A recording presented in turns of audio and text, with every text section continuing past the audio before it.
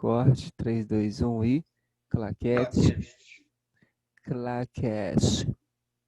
Botar Sabrina para dentro. Galera, eis que chega um ponto da física em que a pergunta era: eu posso eletrizar um condutor para sempre? É possível eletrizar um condutor, dar carga elétrica? Eletrizar é carregá-lo, né? O condutor ele está neutro e ele vai ficar eletrizado quando ele tem carga elétrica, positiva ou negativa, ou seja, mais elétrons ou menos elétrons, um desbalanço, a gente já sabe disso, né? A grande pergunta da física é possível eletrizar um condutor indefinidamente? E essa pergunta já vinha com uma resposta pronta, né? A gente só precisava colocar essa resposta no papel ou até mesmo num dispositivo para compreender, porque a gente já tinha essa resposta das próprias descargas elétricas nas nuvens ao longo de uma tempestade. Afinal de contas, entre as nuvens, lembra, né? Massa quente e massa de ar frio, elas se chocam, começam a atritar uma por sobre a outra e vão ficando eletrizadas. À medida que esse atrito continua, elas vão ficando cada vez mais eletrizadas. Mas chega um momento que começa uma faísca elétrica para todo lado. E justamente nesse momento, as nuvens carregadas começam a descarregar. Por que elas começam a descarregar? A física descobriu que aquelas nuvens tinham atingido um ponto, uma capacidade máxima de carga. Capacidade essa que nós chamamos de capacitância. Meus amados, é impossível eletrizar um condutor indefinidamente. E por isso nós chamamos de capacitância o poder de armazenamento. Quando a gente fala poder, a gente também pode chamar de capacidade, né? Capacidade de armazenamento de um condutor. Armazenamento de um condutor. Quem pesquisa isso para nós, antes de falarmos de capacitores, ok? Estamos falando não do dispositivo, mas sim do fenômeno físico chamado capacitância.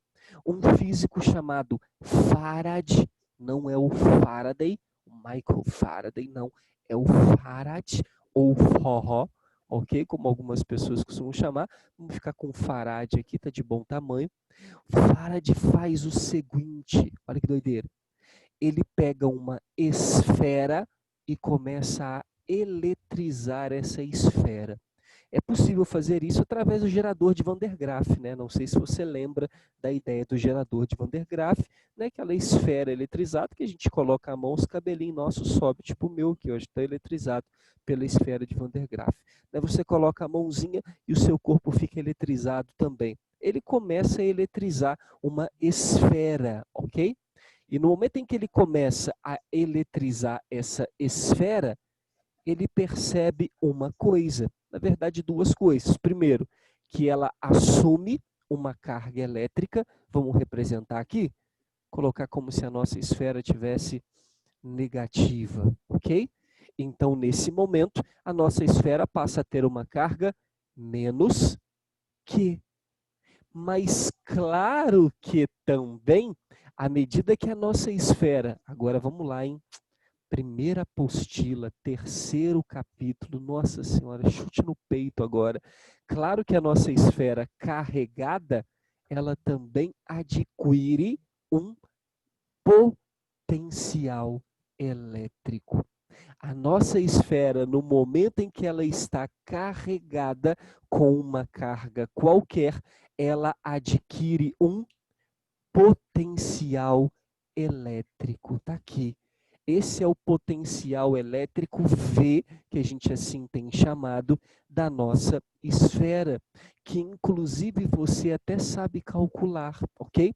O potencial elétrico da nossa esfera, potencial da esfera, quem lembra como calcular potencial elétrico? VEC? Oi? Tem o VED. VED. Tem o VED também, mas não, quero em função da carga elétrica dela. Quero em função da própria Tem esfera. o VQ também. O Tem QV. o VQ, não é não? Isso. Só que é em função de U, não É, está em o função QV. da carga dela. Quero em função da carga dela. E das KQD, dimensões dela. Oi? KQD, KQ sobre D, K, Q, sobre D top. quadrado, Vamos fazer só uma modificação, ok?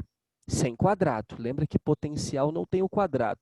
Quadrado é só para força e campo elétrico, ok? Eu falo KQ sobre D quando eu quero calcular o potencial de uma carga aqui, a uma distância dela. Quando eu quero calcular o potencial de uma carga aqui, a uma distância dela. Só que agora eu estou calculando o potencial da esfera. Esse potencial está no centro da esfera. Então eu vou utilizar do centro até a extremidade da esfera, que a gente tem chamado de raio, ok? Então, quando o potencial é da esfera, específico dela, kq sobre r. Ah, mas qual o potencial que a esfera gera aqui nesse ponto? Aí sim, kq sobre d, a distância até aquele ponto, ok? Só que como eu quero da esfera, kq sobre r, ok? Então dá para você perceber que o potencial da nossa esfera, ele é diretamente proporcional à sua carga. De forma que à medida que a carga vai aumentando, o potencial vai aumentando. A carga vai aumentando, o potencial vai aumentando. Agora, vê se você saca o que vai acontecer aqui. Vamos marcar um determinado ponto aqui, ó. Todo mundo enxerga esse ponto? Pronto. O que é esse ponto aqui? É um ponto no ar. Meus amados, nesse momento, o ar descarregado tem potencial elétrico? Sim ou não? Descarregado, não. Não, não tem. Então, nesse momento, existe um potencial zero aqui. Agora, concorda que a esfera começa a ficar carregada, carregada, carregada, e, portanto, ela tem um potencial V? Então, entre esses dois pontos, quais pontos, Simon? A esfera e o ar, não aparece uma DDP? O que é a DDP? A diferença de potencial. Não sei se você concorda comigo, mas se aqui eu tenho um potencial e aqui eu tenho outro, até porque você já sabe que mesmo a partir do momento, cortou alguma coisa? Um pouquinho. Vou repetir. Então, nós temos um lugar com potencial da esfera e um lugar que vai adquirir um potencial, porque a esfera também gera potencial ali. Só que você aprendeu que o potencial é mais forte aonde? Na carga, na esfera. À medida que eu me afasto da esfera, o potencial vai ficando menor. O que eu quero dizer para você, Ô, então? Sá, Pode falar. Pode falar. deu uma travada aí. A esfera gera o quê na carga? Vou repetir. A esfera carregada. Eita. Está me ouvindo? Estão me ouvindo?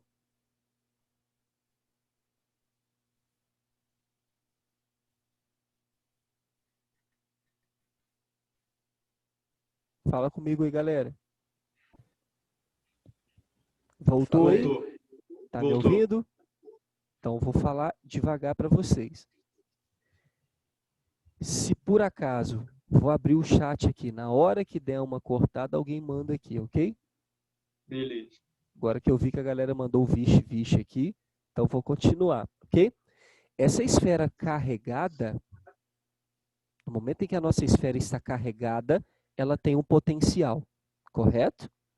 Esse é o potencial máximo da esfera, porque acontece nela. À medida que eu me afasto da esfera, eu tenho potencial menor.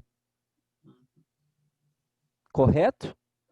O que eu quero dizer para vocês é, aqui eu tenho um potencial e aqui nesse ponto eu tenho outro potencial menor. Então, entre os dois pontos de potencial diferente, aparece uma DDP. O que é DDP? Diferença de potencial. Então, eu vou ter um maior potencial, um menor potencial. Vocês compreendem isso? Uhum. Ô, Simon, Pode falar? tem algum motivo do capacitor ser um cilindro, vamos dizer assim? Já já a gente chega lá. Vou falar, segura aí, ok? Tem um motivo sim. Escute, porque por enquanto eu nem falei, nem sei o que é um capacitor, só o que é capacitância, preste atenção. Né? Olha o que vai acontecer. Esse cara está carregado, tem um potencial, aqui vai ter um potencial diferente, entre esses dois pontos vai aparecer uma DDP. Mas, meus queridos, vou botar até de verdinho para você, aonde tem DDP, agora você vai pirar comigo, hein?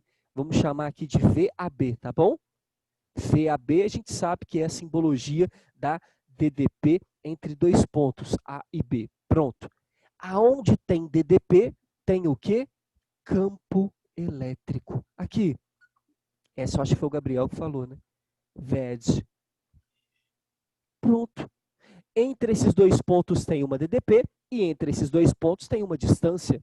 Que ponto? Qualquer ponto, moçada. Eu só quero que você entenda que entre a esfera e o ar vai dar ruim, ok?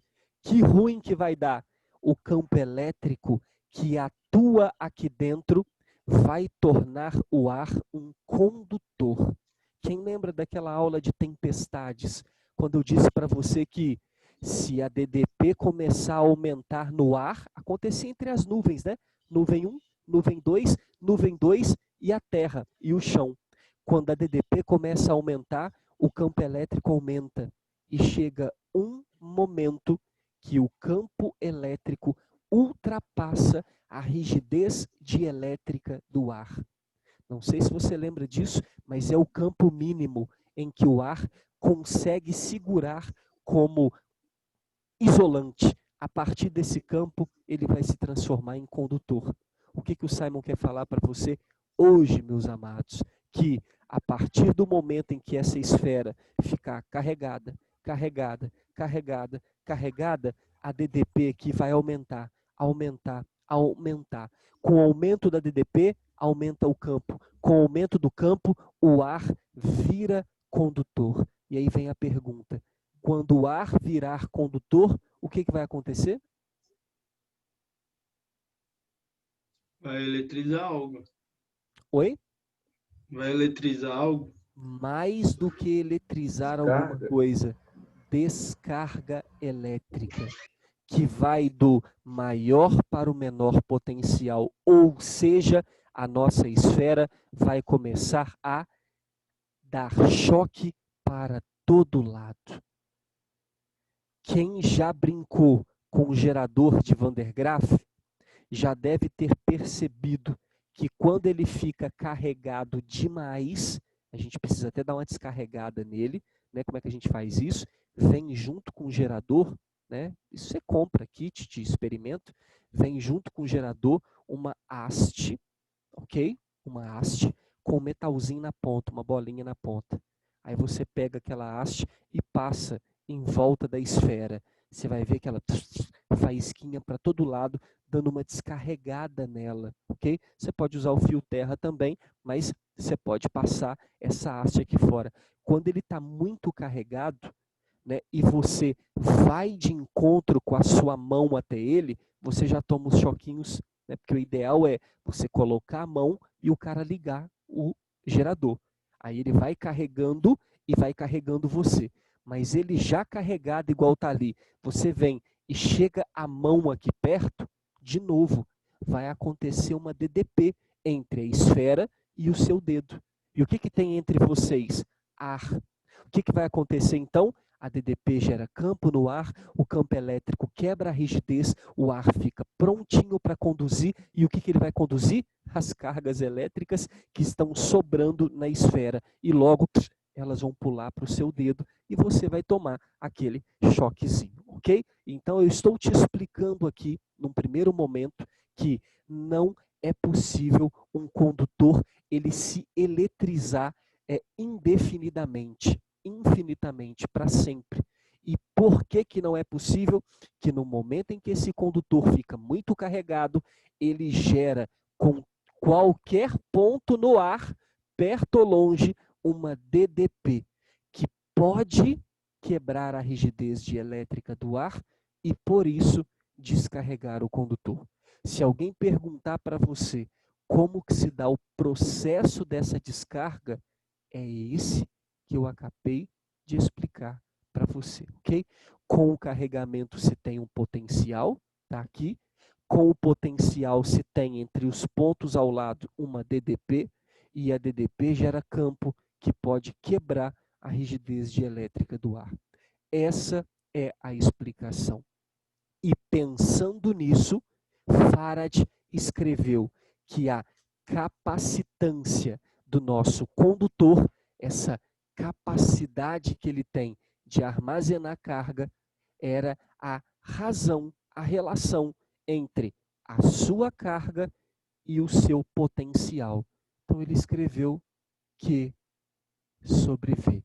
Aqui nós não estamos falando, num primeiro momento, de DDP, estamos falando de potencial elétrico. Ou seja, o condutor que tem carga tem um potencial elétrico e, por isso, tem uma capacitância. Duas coisas eu preciso falar para você sobre a capacitância do nosso capacitor. Primeira coisa, Terra falou ali, né? Capacitor tem que ser cilíndrico, Simon. Por que ele precisa ser cilíndrico? Daqui a pouco você vai entender que existem tipos de capacitores diferentes. E vai entender também o que é um capacitor. Segura só um minutinho aí. Mas por enquanto eu quero que você entenda que a capacitância, o poder de armazenamento de um condutor. Então, o que o condutor faz? Armazena carga. Então, provavelmente a física construiu um dispositivo chamado capacitor, que nada mais é do que um dispositivo que armazena carga. Então, dentro de um circuito elétrico, ele vai armazenar uma carga e descarregar aonde for preciso. Exemplo, muito comum acontecer naquelas lâmpadas de atenção ou de stand-by, que a gente chama, né, nas televisões, por exemplo, nos televisores, computador, celular, para dizer assim, tá ligado, viu? Só que aquela lâmpadazinha de LED bem fraquinha, vermelhinha, né, que fica ligada lá, ela não tem necessidade alguma daquela lâmpadazinha ser utilizada com 110 volts ou com toda a tensão que eu tenho no circuito. Então, quando você liga a TV na tomada, imediatamente um capacitor para aquela lâmpada, ele se carrega e ele fica descarregando naquela lâmpada o dia inteiro. Então, ao invés de ela ficar ligada diretamente na placa-mãe, ligada totalmente na tensão 110 volts, que é que você vai ligar na tomada, a lâmpada fica ligada num capacitor, que tem por função fazer o quê? Armazenar carga. Quem armazena carga, armazena energia. E o que o capacitor faz? Armazena e descarrega. Armazena e descarrega por um processo que você vai aprender daqui a pouco. Então, num primeiro momento, eu quero dizer para você que todo capacitor, cuja função é o quê? Armazenar carga, tem um limite, um poder de armazenamento que você vai chamar a partir de agora de capacitância. Essa capacitância tem Unidade. Claro, se você analisar aqui comigo, né? Coulomb, carga por volt, que é o potencial, a tensão. Então, Coulomb por volt, que ficou conhecido por Farad. Ok? Primeira observação. A unidade de capacitância é dada em Farad. Ok? E segunda observação, que será muito importante para nós. A capacitância de um capacitor tende a ser constante, a não ser que você mude o capacitor ou mude o local onde ele está. Simon me explica. Farad quis provar para a gente que a capacitância de um capacitor só depende de duas coisas. Coisa número 1, das dimensões do nosso capacitor. No caso, este é um capacitor esférico, ok? Um capacitor esférico. E se você tiver oportunidade aí no seu caderno, espaço no seu desenho, puxa uma setinha aonde tiver e diga que esse exemplo que eu estou colocando é um condutor esférico, porque eu não coloquei aqui, ok? Faz todo sentido, né? Mas eu não escrevi. Escreva, por favor. Condutor esférico. Então, esse é um tipo de capacitor. E o que Farad descobriu para nós? Que a capacitância, esse poder de armazenamento, depende, número 1, das dimensões do nosso capacitor. E aí lembra que lá atrás, naquela aula de carga elétrica, eletrização por contato, eu já falava para você. Ou uma esfera pequena, cabe uma quantidade de cargas. Uma esfera grandona, cabe mais cargas. Uma esfera gigantesca, cabe muito mais cargas. Então, é claro que a quantidade de carga que cabe aqui depende do quê, Joe? Do tamanho, das dimensões do capacitor. Legal, isso aí é tranquilo. Mas a segunda observação, que é importantíssima, ele descobriu que o meio aonde o nosso capacitor está faz com que ele descarregue mais rápido ou mais devagar. Exemplo, colocar esse capacitor, esse condutor esférico no ar e começar a carregar, demora um tempo até o ar transformar em condutor e sair faísca para todo lado. Agora, se você pegar esse condutor e colocar ele dentro de um óleo, no vácuo, na água, ele vai descarregar num tempo diferente. Isso significa que o meio aonde o nosso condutor está imerso faz variar, depender a nossa capacitância. E sabe como que ele prova isso para a gente? Através de uma relação muito simples. Olha que bonitinho. Capacitância é carga dividido pelo potencial da esfera. Amados, como que eu calculo o potencial da esfera? KQ sobre R. Olha isso. E aí, clássico, né? Eu posso cortar o nosso Q aqui, repete o primeiro, multiplica pelo inverso do segundo, o inverso do segundo é R sobre K. Dá para a gente perceber que a capacitância é proporcional a R sobre K. Fala para mim o que é R? Nesse caso, tá aqui, ó. O raio, perdão. Legal. Esse R é o raio da esfera, é o raio do nosso condutor. E o que é esse K aqui, quem lembra? Constante. Constante de elétrica do Meio. do meio. Então tá claro para a gente, terceiro ano, que a capacitância é proporcional a duas coisas. R, que mostra a dimensão do condutor. No caso do capacitor esférico, ficou R, ficou o raio. Mas tem outros capacitores, você vai aprender mais um, ok? E K, a constante dielétrica do meio, para mostrar para você que o local influencia. Então, a capacidade, a capacitância, o poder de armazenamento depende das dimensões do condutor e do local, do meio onde o condutor está inserido. Você anotou isso que eu acabei de falar? Isso é o... Dimensões do condutor e o meio onde o condutor está inserido? Porque essa é a parte mais importante, até mais do que a própria equação em si, nesse primeiro momento, ok?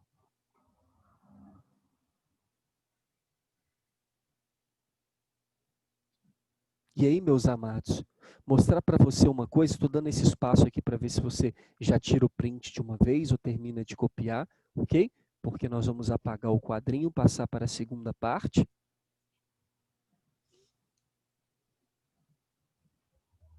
Podemos apagar? Para alguém não? Sabe o que você tinha falado? Eu falei que a capacitância de um condutor depende das dimensões do condutor e do meio onde ele está inserido. Ah, sim. Top? Dimensões do condutor e o meio onde ele está inserido.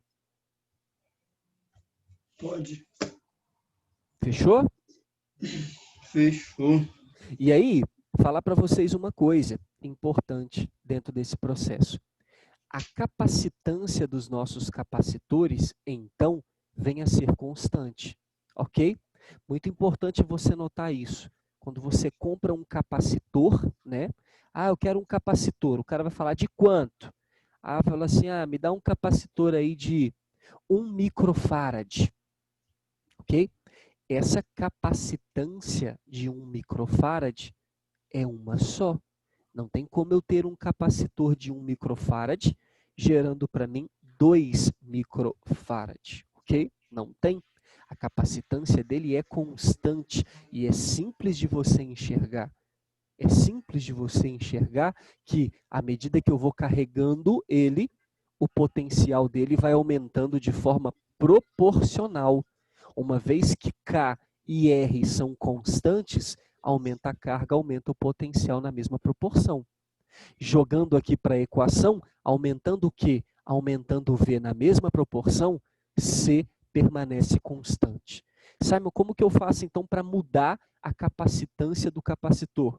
2 jeitos. Ou eu mudo as dimensões dele, ou seja, troco o capacitor, ou eu mudo ele de lugar, do meio onde ele está inserido. Então a capacitância é constante. Mais uma coisa, ela é pequena. Só para você ter uma dimensão, né? Uma dimensão pequena. Tá vendo essa equação aqui? Era algo que vinha na sua apostila. Não sei se vem, depois na sua leitura você vai confirmar isso, ok? Essa equação, dá uma olhada para essa equação aqui embaixo. Eu vou fazer uma conta rápida para você aqui, para você entender. Nem precisa copiar, tá bom? Uma continha rápida aqui para você entender. Amados, capacitância R sobre K.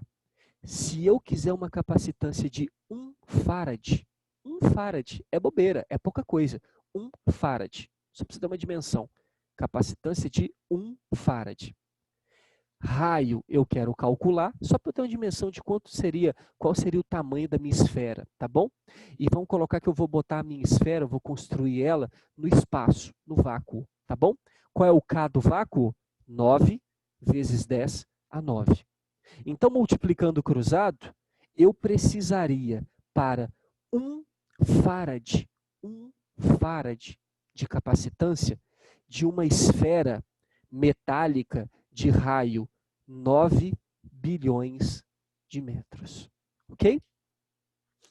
Esse seria o tamanho do raio, o diâmetro seria o dobro, né?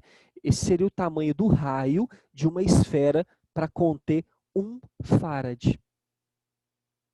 Top isso? Você sabe a dimensão disso aqui? Você sabe alguma coisa que tem esse tamanho? Não sei, velho. Sei não, cara. Sabe não? Vou te falar. Isso aqui é maior que o Sol. Então não vai rolar não. Ou seja, 1 farad eu precisaria de um outro Sol metálico no meu sistema solar. Impossível de lidar. Então, só para você ter uma dimensão do porquê que vai aparecer tanto nanofarad e picofarad. Pico 10 a menos 12.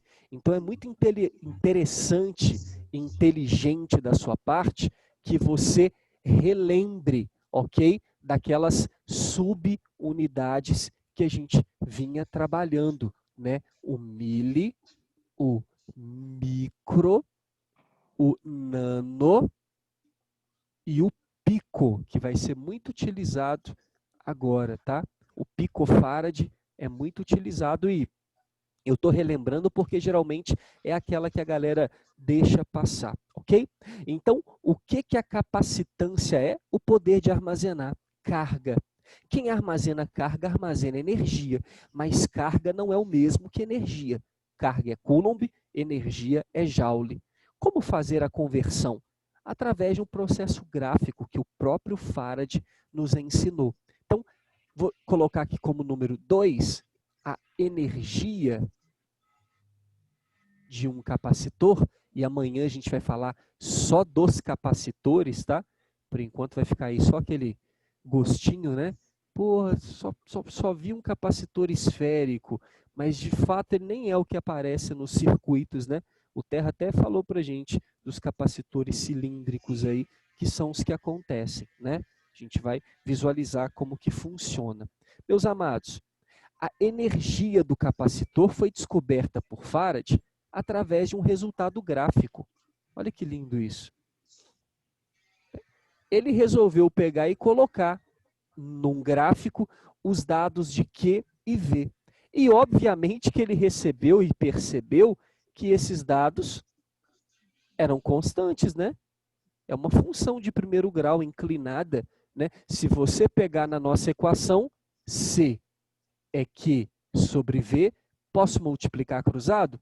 Só para deixar Q de um lado e V do outro, para a gente usar como Y e X. Então, multiplicando cruzado, olha lá, ó, Q, C, V. Ok? Q, C, V. Perfeito? Então, tá aqui, ó, Q, C, V. Isto aqui é a função de primeiro grau que você morre de conhecer, né? Ali, Y igual a AX. Olha o Q sendo Y e olha o potencial sendo X. O que sobrou para a capacitância? A. O que é A? O coeficiente angular da nossa reta. Ok? Então, a capacitância, você vai descobrir aqui, claro, né? Nem precisava falar isso para você, mas Q sobre V. Altura sobre base, ΔY sobre ΔX. Ou seja, a capacitância é a inclinação da reta. Topzera, tranquilidade. Mas não é isso que eu quero falar. Eu quero mostrar para você que a outra descoberta dele foi que a área desse gráfico batia com as anotações de energia daquele capacitor.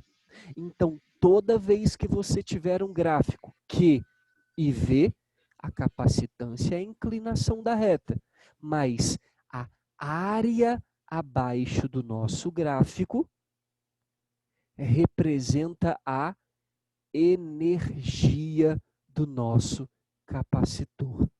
Isso significa, então, que nesse caso é base vezes altura dividido por 2, ou a altura vezes base dividido por 2.